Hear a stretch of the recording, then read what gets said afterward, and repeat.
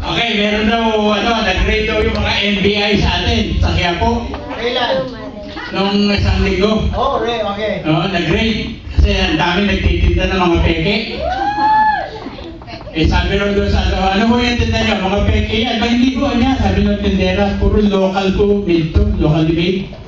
Anong locally made? Yan, maliwanag yan. Sign, nakalagay niya, no? YSL. YSL local po yan. Ano yan? Yari sa Laguna.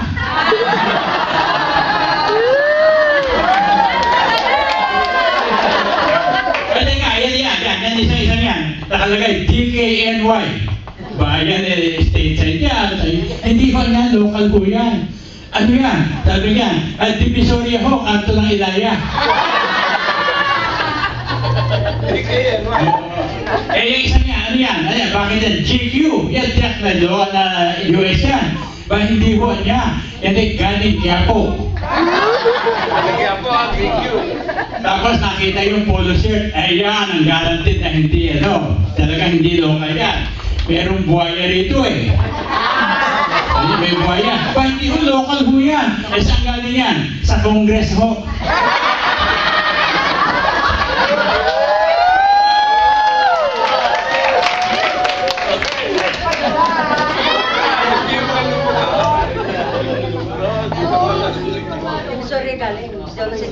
Okay, meron akong luma. Uulitin ko na lang ulit. Kasi may mga bagong audience eh. Okay, meron 3 babae. Kasi araw-araw nagsisimba sila. Very religious eh. Isang araw, on the way to the church, na-aksidente. Patay. Yung 3. Umalik sa langit. Pagdating doon sa gate, sa Pente Gates, hinarang sila. Hindi kayo pwedeng pumasok. Bakit ho? Nagsisimba naman kami araw-araw. Kailangan masagot ninyo ang isang tanong.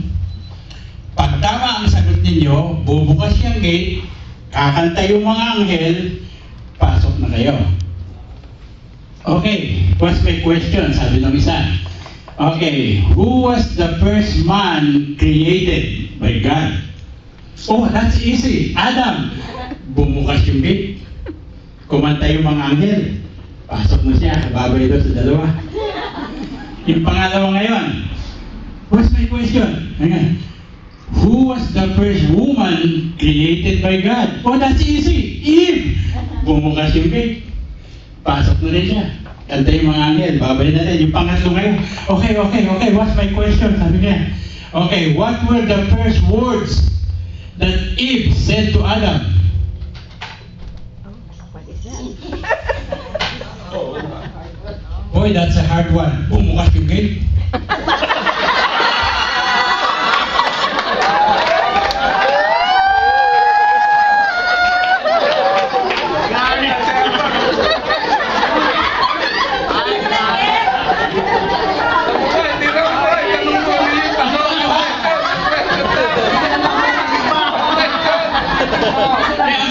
What were the first words that Eve said to Adam? That's the hard one. Sabi niya, boy, that's a hard one. Bumukas yung gate eh. Anong klaseng gate? Gateway. Ano naman isa, narinig na nila ito nung party ng Kabitenyo ng Ibis eh. Yung batang binatilyo gusto nang mag-asawa. Kaya sabi sa ama, tay, mag-aasawa na ako.